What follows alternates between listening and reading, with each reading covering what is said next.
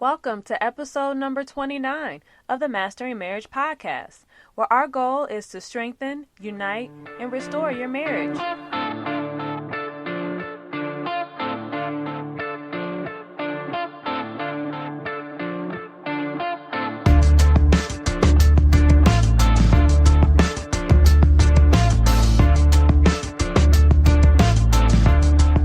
Hey everybody, my name is Amanda Taylor.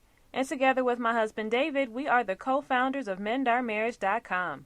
And our goal is to break the back of divorce by bringing married couples together to be accountable, keep the passion alive, and expose the hidden issues that try to rip marriages apart. And we are back in the booth today with me, of course, Amanda Taylor, and my hubby, my hero, David Taylor. Hey, we are back. Hey everybody. And this is episode number 29. And we just would like to say welcome. Thank you for tuning in.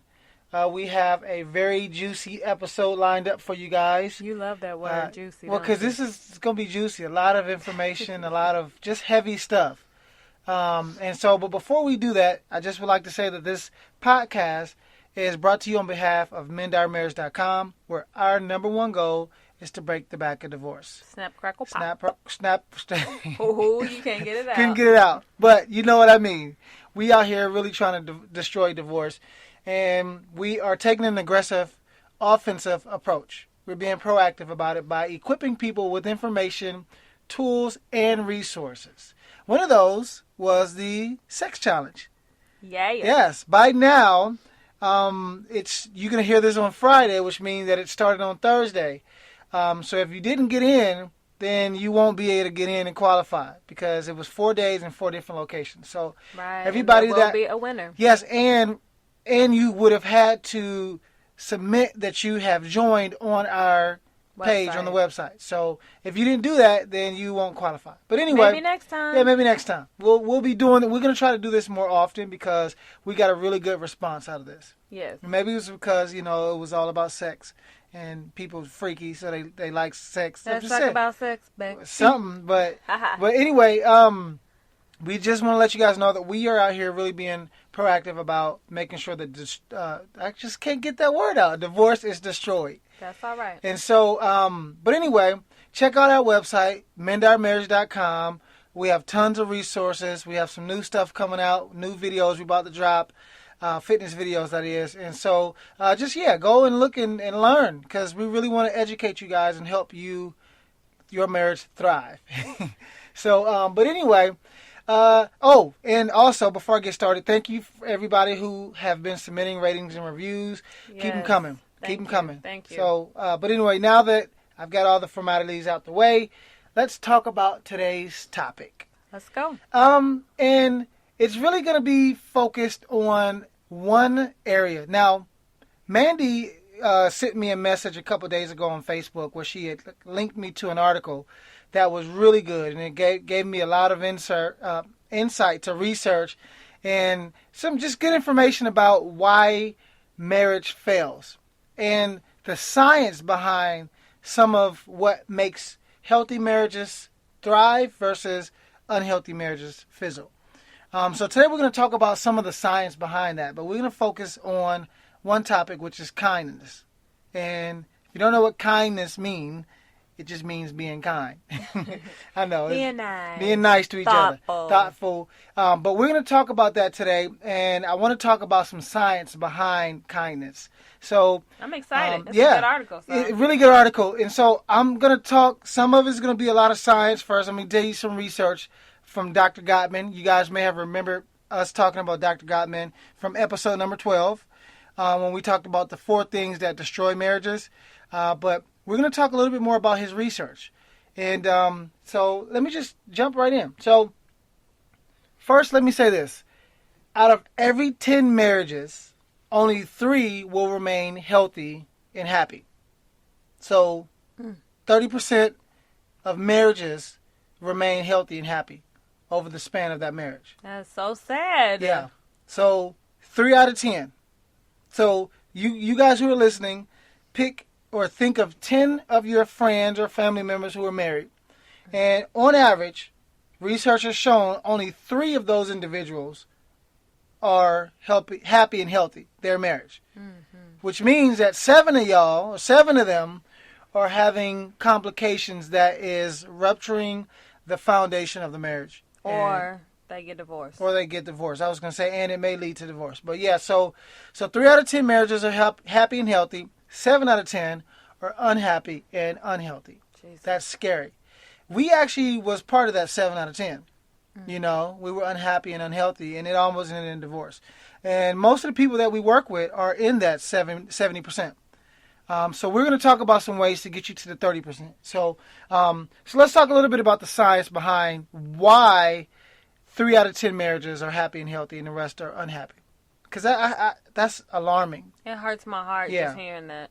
So let me talk a little bit about that. So I'm going to introduce Dr. Gottman again. And you remember Dr. Gottman from the Love Lab.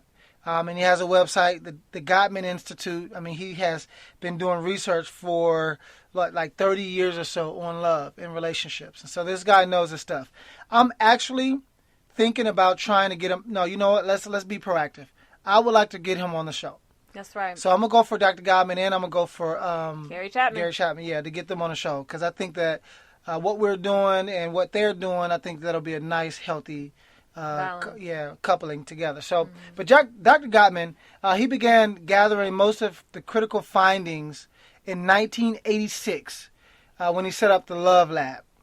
And with his colleague, his name was Dr. Robert Levinston at the University of Washington. So what they did together was they brought newlyweds into the lab and watched them interact with each other. And I talked a little bit about this, so I'm going to go a little bit deeper into what they did for this particular research experiment. So with a team of researchers, what they did was they hooked up the couples to electrodes, and they asked the couples to speak about their relationship, you know, like how things are going, how they met, any major conflict that they're currently facing, a positive memory that they may have had. And as they spoke, the electrodes, you know, those little things that they put on your brain and on your, you know, just to kind of, yeah, the electrodes measure the subject's blood flow, their heart rate, and how much they sweat or they sweated during the process. And so then the researchers sent the couples home and followed up with them 6 years later to see if they were still together. So this was a long-term experiment. This wasn't just a, you know, in and out, here's the data. They actually took time, 6 years actually, to really determine what was the validity of this particular study. And so this is what they gathered from the research. Gottman separated the couples into 2 major groups. So, okay, you got a group of people over the course of 6 years. He separates them into 2 major groups. And so one major group is called the Masters. And the other major group is called the Disasters. You wouldn't want to be in that group. That name just tell you what's going on. I don't receive that. But the Masters, he found, were still happily together after 6 years. The Disasters, of course, you can tell by the name, had either broken up or were chronically unhappy in their marriage. Ooh. Yeah. So, and this is just 6 years. This is just after 6 years. So, when the researchers analyzed the data, they gathered on the couples. They saw very clear differences between the Masters and the Disasters. I got hype. I got a little. I got hype. You got loud. But check this out. Check this out. So the Disasters, during the conversation, looked calm, but the physiology of their bodies that was measured by those electrodes told a completely different story. Now, this is the juicy part. Yeah. Now, what it showed was that so just to kind of get you guys in the setting. They're strapped to the machine, and this machine is measuring their heart rate, blood flow, breathing, all of that. And on the surface, you know, the disaster group, the people that was in the disaster group, they looked really calm, cool, and collected. You know, just chill. You know, but after they got the data, it was a completely different story. And what it showed was that their heart rates were quick, their sweat glands were active, their blood flow was fast. Right? Gottman found that the more physiologically active the couples were in the lab, the quicker their relationship deteriorated over time. So, let me just continue to tell you this, because this is interesting. So, pretty much, if the heart rate was up, if the blood was flowing faster, if the breathing rate was faster, he was saying that pretty much the relationship was going to deteriorate quicker than those who actually had very stable readings, of their physiology. And so what does physiology have to do with anything, right? I mean, what does that have to do with marriage? What does that have to do with divorce or having a happy marriage? Well, here's the problem. The problem was that the disasters showed all of the signs of arousal, of being in fight or flight mode. And so anybody you guys have taken science before, biology before, which is all of us, you know what fight versus flight means, right? That means that when we're in a state of where our, the adrenaline is rushing, heartbeat is up, we only have two reactions, either fight or flight. So if, for instance, there was a robbery in your house, you would have either one of the two reactions, which is either fight or flight. And so the heartbeat is up, the adrenaline is flowing. And he said that when the disaster showed those same type of signs of being like attacked, of being in fight or flight mode. No matter the conversation. And so he said having a conversation, just a simple conversation where you're sitting next to your spouse, he was talking about the disasters. He said that just by having a simple conversation sitting with your spouse, to their bodies, it was like they were facing an armed robbery. I mean, it was like they had to protect themselves. In their minds, and their bodies was responding to how their minds were, and their bodies were responding as if they were being attacked, physically attacked. That's deep. That's crazy. But you wouldn't tell because on the surface they're calm and cool and collected. But on the inside, it's just a bunch of chaos going on. No chill. Crazy stuff. So guys, think about this for a second. So he said it this way: the masters, though, on the other hand, showed low physiology or physiological arousal, which means they felt more calm and connected together when they were conversing. And pretty much that translated to them having a warm and affectionate behavior towards their spouse, even when they fought. So even when there was conflict, they still had a very stable, like, physiological effect or response to what was going on, to the stimulus.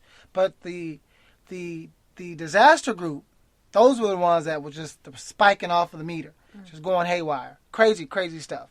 And so, and this was interesting because he said it didn't necessarily have to be a conflict that they were having for the disasters. They could just be talking about everyday conversation, but they already positioned themselves on the defense. So it seemed like those people were really used to pretty much all of their interactions being hostile. Yeah. For the most part. Yeah. And what he was saying is not that the masters had a better physiological makeup than the disaster group of people. It's just that the masters had created a climate of trust and intimacy that made both of them more emotionally and thus physically comfortable. And I know it goes back to what we've talked about before, creating a climate or an environment in your home that's conducive for a healthy marriage. And what he was saying was that the masters, or the group of individuals in the master category, that's what they did. They created an environment that was conducive for a calm, cool, and collected response. And so Gottman wanted to know more about how the masters created this culture of love and intimacy. And so he did a follow-up study in 1990.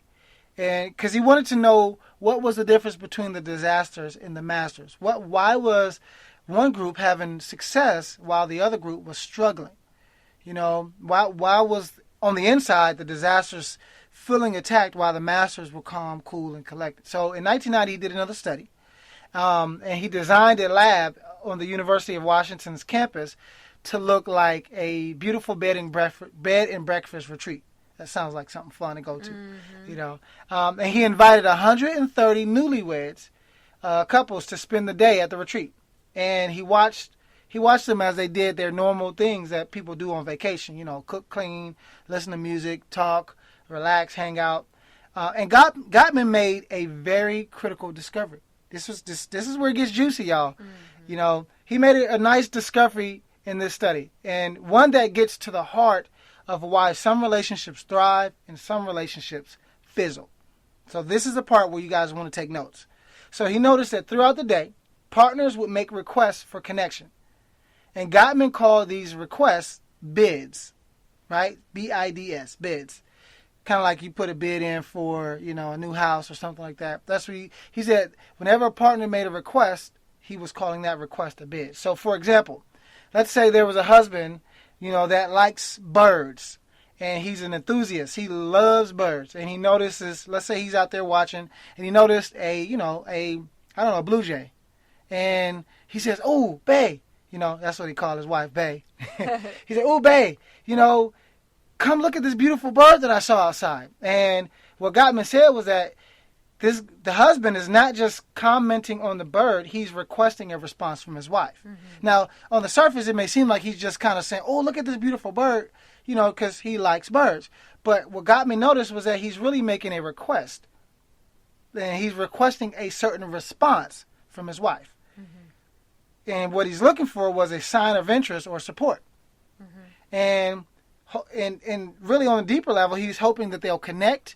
And even if it's just over the bird, share a moment of connection. Mm-hmm. And so what Gottman said was that the wife has a choice in this moment, this situation. The wife has a choice. She can respond by either turning toward her spouse or turning away from her spouse, as Gottman puts it. Mm-hmm. And through the bird bid, might seem kind of like minor and silly. What it meant was that it actually revealed a lot about the health of the relationship. And here's some of the science. Okay, so we're going to talk a little bit about, some of the science on this part. The husband thought that the bird was important enough to bring it up in conversation. And the question is whether his wife recognized and respects that. Mm-hmm. So I want everybody to be thinking about a time when you have made a bid towards your spouse. You had maybe suggested something or commented on something, and that was a verbal bid that you had given towards your spouse.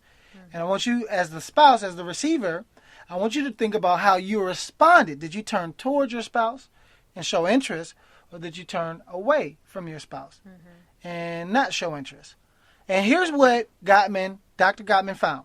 People who turned towards their partners in the study responded by engaging the bidder, showing interest and supporting the bid. Those who didn't, those who turned away from their spouse, would not respond, or they would respond minimally and continue doing whatever they was doing, like watching TV or reading the paper. And sometimes they would respond with like very hostile demeanor. Mm-hmm. Like, "Can you stop interrupting me? I'm trying to watch the show, or I'm reading here, so can you leave me alone, please?" Or even mocking. Yeah. That's another example. Yeah. Making fun of. Making fun of. That's stupid. Yeah, why would, that's just a bird. Come on now. Get focused. Mm-hmm. So these biddings, these interactions, have profound effects on the marital well-being. So here's the numbers, guys. You're going to be blown away by the statistics. Couples who had divorced after 6 years of the follow-up, this 6-year research, had turned toward their partner or had turned toward bids only 33% of the time. So that means only 3 in 10, or 3 out of 10 bids for emotional connection were met with intimacy. Mm. So that's like you giving me a bid 10 times and I only respond 3 times, which I know I've been guilty of back in the past. I already know. I was reading this like, oh, I know I done did this. I think that's why it resonated with me, because I was like, oh my goodness, I know exactly. Yeah. I felt this before. Crazy. I've been there. And then he said the couples who were still together after 6 years had a turn toward bid rate of 87%, which meant that pretty much 9 out of 10 of those opportunities, they were meeting the partner's emotional needs. So that's huge. Yeah, because what this means is that if there's a high likelihood that your marriage will end in divorce if you aren't responding to your spouse when they give you a bid. Right, in a positive manner. Oh, yeah. Kindness. Yeah. But if you are responding in that way, 9 out of 10 of the times, your marriage is going to be good. It's going to be copacetic. Mm-hmm. This is night and day. The research is night and day. So that's what he said. After 6 years, if they were still together, that meant that 9 out of 10 times they were responding and meeting their partner's emotional needs. So it's very crucial that you focus on the emotional needs of your partner. We know this. We preach this, and everybody knows it, but nobody does it, or very few people do it. I put it like that. People get comfortable. We get very comfortable. Well, now, when we're dating, we meet your emotional needs because we want to get you. 10 out of 10. But once we cop that, no chill. Once we tap that, it's a wrap. I'm just saying. I'm being honest. I'm just being honest. I'm gonna put it out there. Once all that is already in the bucket, and we didn't got you, we ain't really focused on meeting your emotional needs. We focus on you meeting our emotional needs. I don't think you got that. You missed it. I said we're not focusing on meeting your emotional needs. We're focusing on you meeting our emotional needs. Mm-hmm. So the focus shifts from me helping you to you helping me. Mm-hmm. What can I get out of this bargain? That's so true. Yeah. So, and he said that, so for the masters, there's a habit in mind that the masters have. And Gottman explained it this way. And this is a quote. This is what Gottman says. He says that the masters, they're scanning their social environment for things that they can appreciate and say thank you for. They are building the culture of respect and appreciation very intentionally or on purpose. Mm-hmm. And then he says disasters are scanning the social environment for the mistakes that the partners are making. Woo. This is deep. Because I was like, yeah, that was me. Like, looking for mistakes. And I didn't do it on purpose. It just became part of my outlook is, okay, what is she not doing right so that I can tell her to do it right so that I can be happy? I remember that. And that was a lot of part of, me moving towards divorce when we had our issues was, what is she not doing right? What is she doing that's making me not happy with her? And this was deep right here. Yeah. And so he says, and so his wife, who's part of the study also said this. She said, it's not just scanning the environment. It's scanning the partner for what the partner is doing right, or scanning him or her for what he's doing wrong, and criticizing versus respecting him and expressing appreciation. Mandy got her arms up. You want to preach for a second? Woo! That is so critical. Yeah. How you respond and how you approach each other is so critical. Especially for those of you who are more strong-willed and more opinionated. Yeah. You really have to bring in the reins with that. Yeah. And you have to start to, again, look for the best, believe the best in your spouse. Yeah. I'm not saying don't ever say anything about what's going on, but it's how you say it. Yeah. Are you being kind? Yeah. Well, because think about this. Remember in episode 12, where we talked about the 4 horsemen. And so for you guys that don't remember the 4 horsemen to failed marriages, go back and listen to episode number 12. We talk a lot about the research that Dr. Gottman has done on that area, and it's really good stuff, But what Mandy is saying is that a lot of times, like criticism and contempt, they're extremely detrimental to the foundation of the marriage. And often, I know I was guilty of this, is I was a very critical spouse. Like once I read this, it made much more sense that I wasn't just scanning the environment, like looking at the house and the walls, but I was also looking at my wife, but it goes deeper for me because I was actually comparing the current Mandy to the Mandy that I met the Mandy that I met when we first started dating. I was comparing the two. And I was saying that the Mandy that I had started to like was different than the Mandy that I had married. And I was very critical on the Mandy that I had married because I didn't take into consideration that people change. And I also didn't take into consideration how much damage I had actually done on Mandy's self-esteem because of my approach, of my critical approach. And so wives, husbands, those who are hypercritical or hyper-vocal about how things are in the marriage, be careful. Because if you're criticizing, you're only driving a deeper wedge. What you think, baby? Whew. I'm just sitting here like, thank you, Jesus, for revelation. Yeah. No, I mean, I totally concur and agree. The way we approach each other should be in love. Mm-hmm. And I always say, if the more we study love and we understand the attributes of love and, believing the best of each other and believing that, hey, we're on the same team. Yeah. So if I love you and I've trusted you with my heart to join you in holy matrimony, I should believe that when you're doing things, you're doing them not to hurt me, but, you're doing those things because maybe it's a learned behavior. Maybe it's how you communicate. And that's why we have to become students of our spouses. Yes, we do. We got to become students of our spouse. And this is, as I was studying Mandy during our dark season, this is what I learned about Mandy. And I had to be honest with myself because I was like, what was the reason why I decided to come back into our relationship? And it factored down to this. Mandy, even when I was distant and not emotionally there for her or physically there for her, Mandy remained kind towards me. She remained absolutely kind. And it blew my mind so much so that it caused me to gravitate back towards her. And actually, in this corresponds with research, because research actually says this. Research shows that along with emotional stability, kindness is the most important predictor of satisfaction and stability in a marriage. So if there's kindness and emotional stability, that's the most important predictor of whether or not your marriage is going to be satisfactory and stable over the long haul. And it was Mandy's kindness that took it over for me, because no matter how cold I was towards her, she did not become angry towards me. She did not.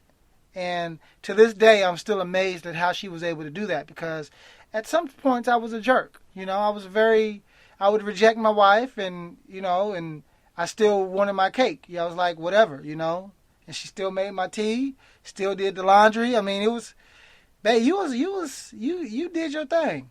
Because I had to stay consistent in my study of love, and I had to make sure I had a right perspective of the situation. Yeah. I had to be better when you were at your worst. Yeah. You know? And that she was. And I had to put my desires and my feelings aside for a season and stand in that strong position so that our marriage could be restored and revived for a lifetime. Yeah. And now, and it's good because, let me say it this way. Most people would, if I was to go up and say, do you consider yourself a kind person? Are you a kind person to strangers? Most people would say they are. But then when I say, are you kind to your spouse? Would your spouse say that you are a kind person? We probably would get a completely different answer. Mm-hmm. And so I want you to think of kindness as a muscle. Mm-hmm. It's not just a static thing that's just either you have it or you don't. Mm-hmm. It is actually something that can grow with exercise. It's like a muscle.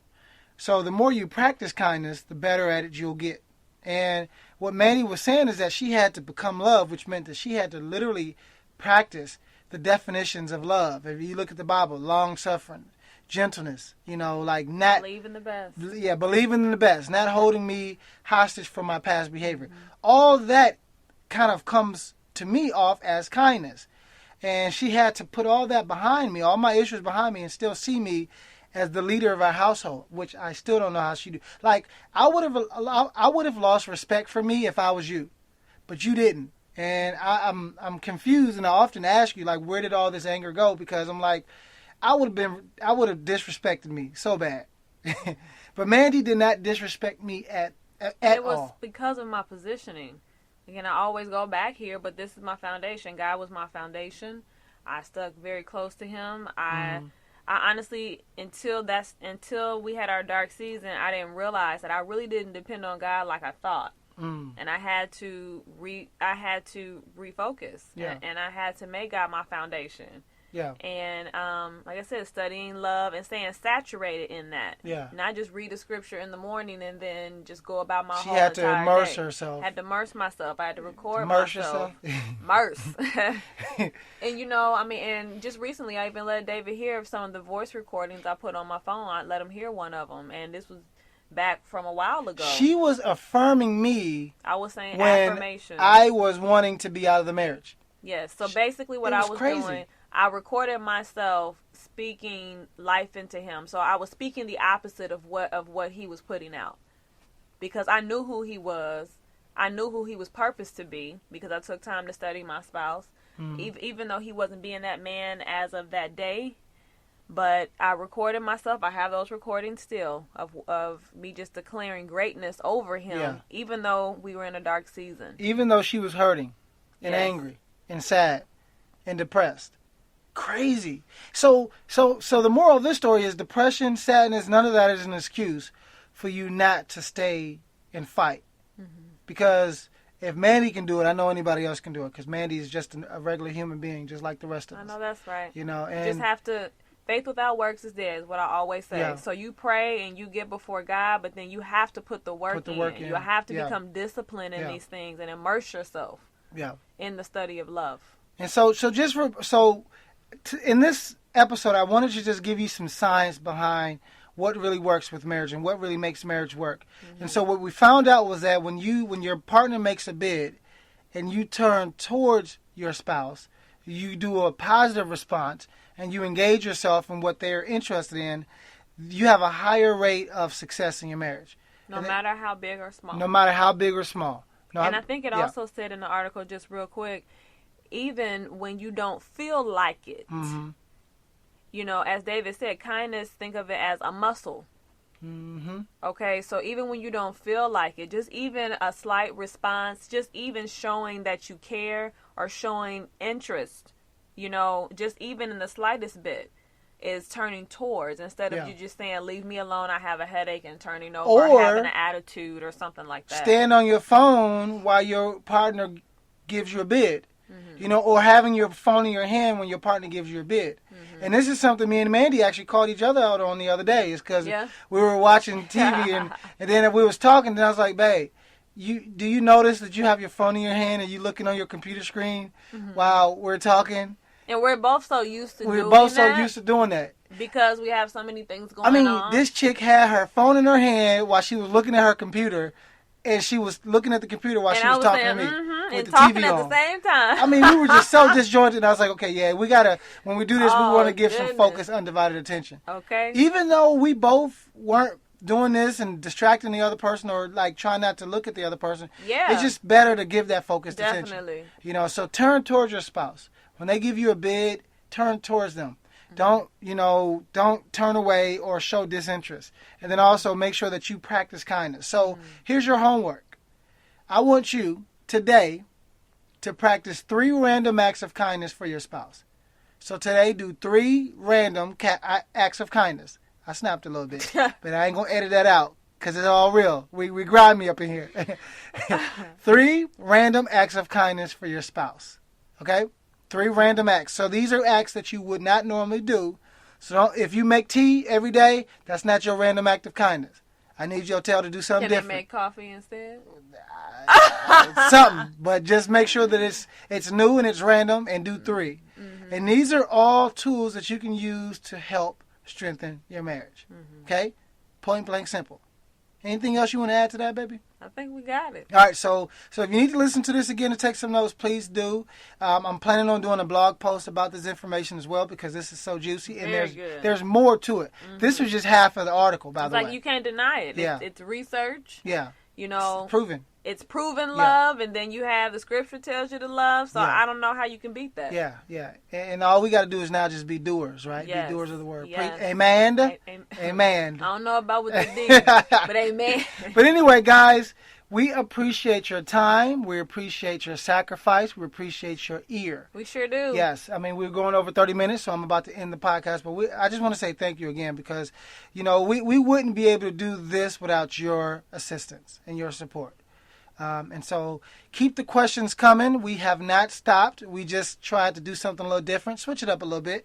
But keep the questions coming because on Monday we're going to announce who's the winner of the sex challenge. Hope y'all getting y'all groove on. Me and Mandy about to get ours on. I'm just saying we married. We can do that. But anyway, leave a rating and review, guys. Okay, we need them.